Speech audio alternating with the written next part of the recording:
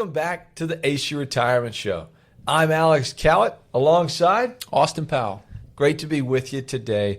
Really excited to visit with you all today, specifically in regards to the big, beautiful bill. That's right, Alex. It was a new law that was implemented on July 4th. It's relevant because it has significant updates to tax law, some of the deductions that you're going to get, and even some estate planning items that I think are very relevant for folks today. So, Austin, let's first start off with the Tax Cut and Jobs Act. So this was the original tax legislation that was passed in the first Trump administration. That was actually due to sunset in 2025. How has the new legislation impacted the Tax Cut and Jobs Act? Yeah, so with the new legislation, what we've seen is a permanent extension of those tax brackets. So the 10, the 12%, the 22% bracket, we're going to continue to see those in perpetuity. Now, I will tell you, though, even though it has been declared permanent, we could see future changes, and that is just based on it going through Congress, and the law could be changed.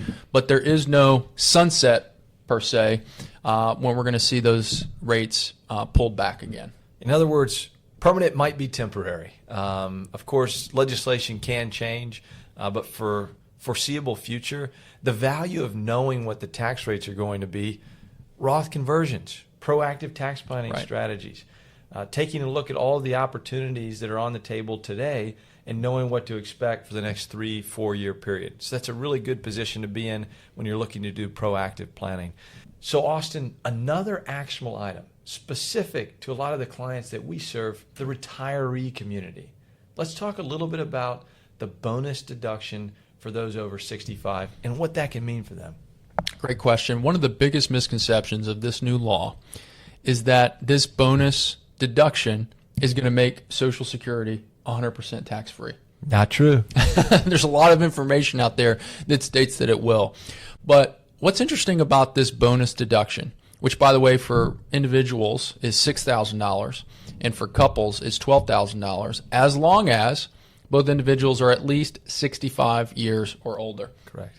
So technically, if one individual in the household is at least 65 and another is potentially younger, you can at least get $6,000 in bonus deduction in that instance. But it is not contingent on collecting Social Security in any way, shape, or form. In fact, you can really look at this bonus deduction as an extension to the already existing standard deduction. Absolutely. You just add it on top of. So while it can help some of your Social Security become less taxable, it is not contingent on you collecting Social Security, and it by no means is new legislation that makes Social Security tax-free for everyone.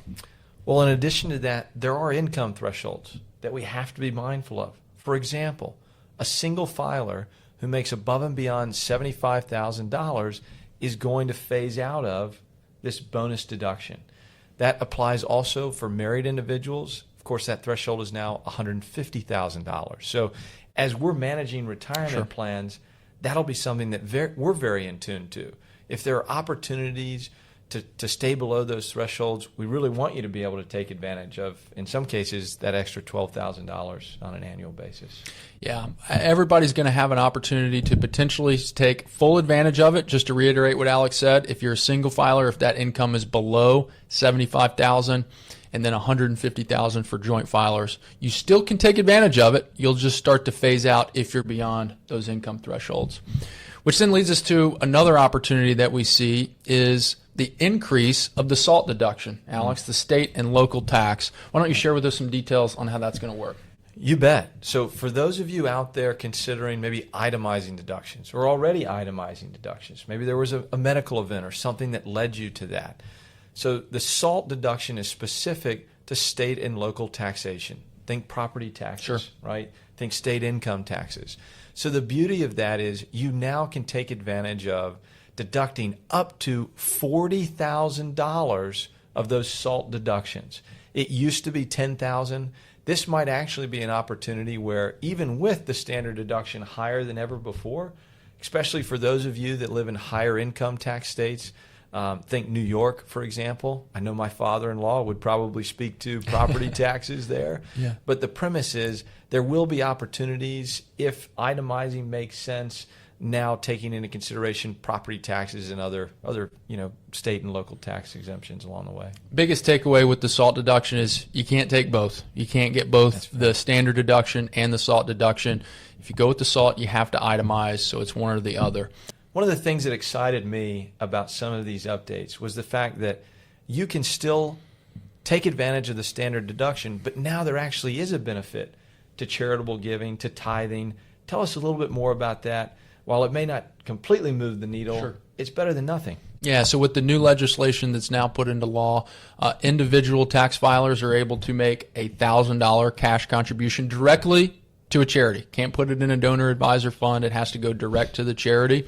And you will get that deduction in addition to the standard deduction. And if you're over 65, in addition to the bonus deduction. If you're filing married, then you can now contribute up to $2,000. That gets you a deduction, but it has to go directly to a charity.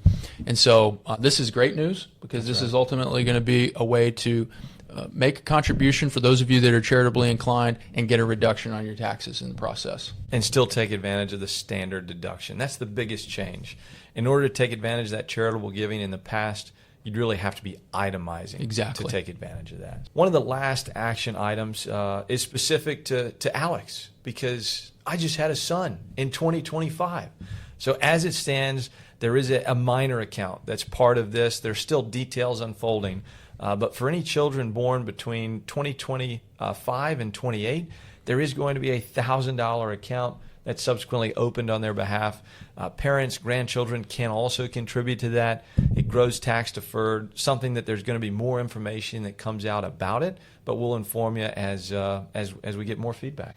That's right. Family is going to be able to contribute up to $5,000 a year into this account. It's going to go into a low-cost index fund that's tied to the U.S. stock market. And there are some limitations on when you can and can't withdraw, and we expect to know more by the end of the year in early 2026. So I think one of the most important takeaways is there are updates, and we want to make sure that you're taking advantage of all of those. If someone wanted to do so, Austin, what's the best way to go about that?